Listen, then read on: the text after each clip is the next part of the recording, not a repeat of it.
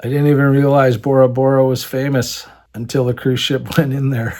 My name's Gary Dean. I'm the Blue Hat Bucket List Traveler. I did 34 cruises in 43 months, and in those same 43 months, I drove all 48 states and 10 provinces. So a lot of travel in 3.5 years. Hope you'll come with me on all my trips. So Bora Bora, funny story. I didn't even know. I had no idea what it was. I wonder if I ever had heard it's, one of these $10,000 a night places, but probably not. I don't really follow the movie stars, and I don't read those magazines or do any of that. So I don't think it would have come across my radar. So I was supposed to go get on a cruise ship in Tahiti, and I was in the Philippines working. To get over to Tahiti, I had to go through New Zealand and then over. It was just like, oh, brother, 3 or 4 flights, and just how much could go wrong? I just didn't like any of it. So okay, where's the cruise ship coming from to get to Tahiti? And it was coming from Honolulu, which from Manila is, pretty easy. There's nonstop flights from Manila to Honolulu. So I was like, checked it all out. There was room on the cruise ship to go from Honolulu to Tahiti and then Tahiti down into Melbourne. I said, let's just do that then. I don't want to fly to Tahiti. I booked the cruise to go from Honolulu to Tahiti, and then I booked the flight and flew to Honolulu, got on there, and I'd already done the Hawaiian Islands on a cruise ship. I did the, Honolulu, return Honolulu, 7-day, did all the islands. Did that with Pink Hat. We were together then, so that was a good one.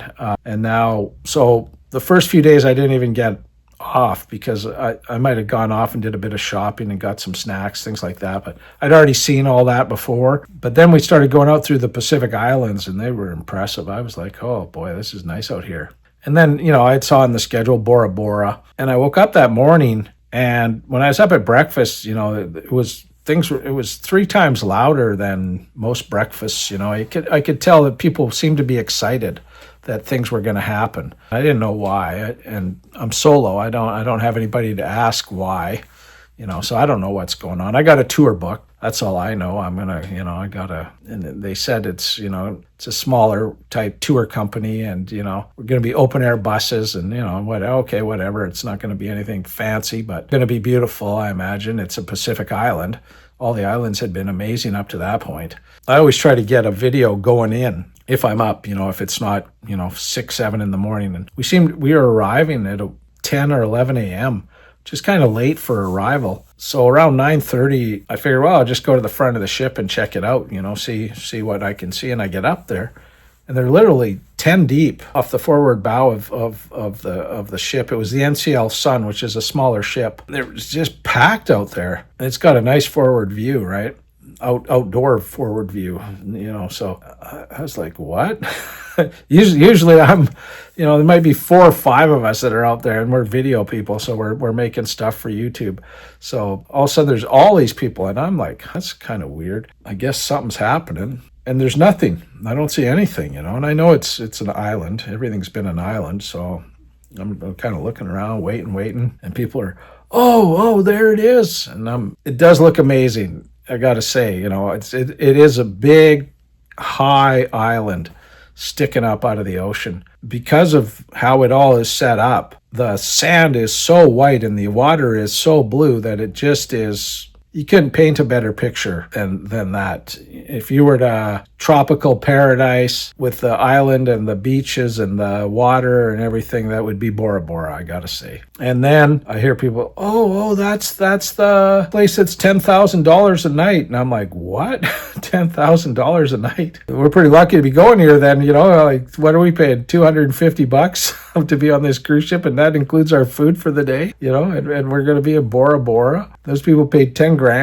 But I mean, they're whatever. Their huts are out in the water, and they can, just swim out of their bedrooms, and whatever all the thing is, it's something. And I don't even know, if it's $10,000 or if that's just, maybe there's deals. I really don't know what's going on. But yeah, we got down in there. It just, as the ship got closer and closer, it got more beautiful and more beautiful and more beautiful. And I was really, and like I said, usually there's a lot of people, and as the time goes on, it thins out a lot, right? This time it just got busier even. I was like row 11, and then there was 5 rows behind me and 6 rows, and it just kept building and building and building. It took a long time to get in there, I guess, because it's shallow and whatnot. They got to be pretty careful, it seemed, to get that ship in there. And then we're in there, and I got this tour, and I think it was the Stingrays tour even. It was crazy to get out there and see all the stingrays and all the stuff. And yeah, Bora Bora was, the sad thing was that because of the pandemic, some of those, the $10,000 a night places, I think only 1 or maybe 2 of them out of the 5 or 6 that there once was had survived. Obviously, for that kind of money, there was a lot less people going, and rich people especially, I guess. It was definitely a popular place with the movie star set at one time.